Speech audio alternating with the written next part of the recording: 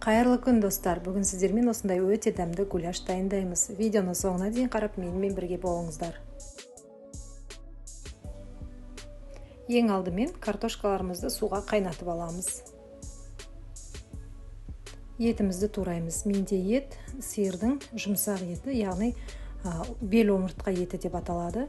Майлы жерін алып тастадым. Мякоть дейді ғой, яғни таза етін тураймыз. Жұмсақ болып пісу үшін бізге осындай мякоть ет керек. Еттерімізді өздеріңізге ұнайтын формада кесуге болады. Мен осындай кубик қып турадым. Бір штук пияз қостым. Осылай видеода көрсетілгендей жартылай дөңгелек етіп турап аламыз. Келесі кезекте табамызды қыздырып, май құйып, етімізді бірінші қатты, одан кейін баяу отта жақсылап асықпай қуырып аламыз. Етіміз жұмсақ болу керек. Сондай-ақ достар, менің каналыма жазыла отырыңыздар, лайк басып, подписка жасап, қоңырау белгісін басыңыздар.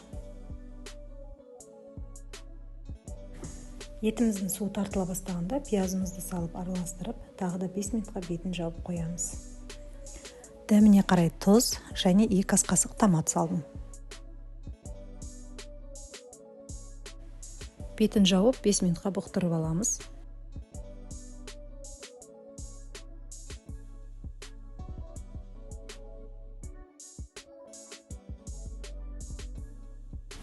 Подливымыз қоймалжың болу үшін үстіне 2 ас қасық ұн қосып жақсылап араластырамыз.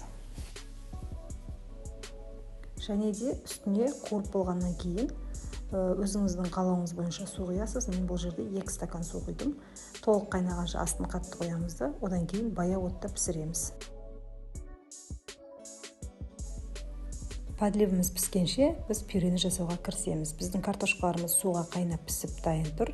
Үстіне татымы бойынша тұз және де сливочный май, сүт, су қосуға болады. Мен сұйықтау болу үшін өзінің піскен суынан кішкене қостым. Жарты стакандай и сүт қостым үстіне.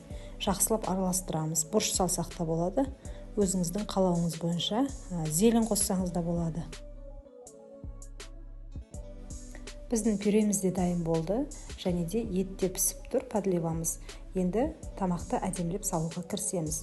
Мен пюрені әдемі болу үшін осындай кондитерский мешокқа салып, басында гүл насаткамен осылай гүлдер жасап шығардым.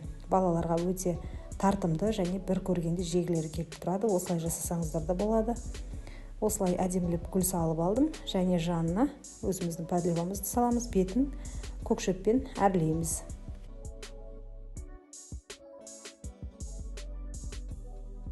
Видеоны соңына дейін қарағаныңызға рахмет. Сіздермен болған Гүлназ ас болсын.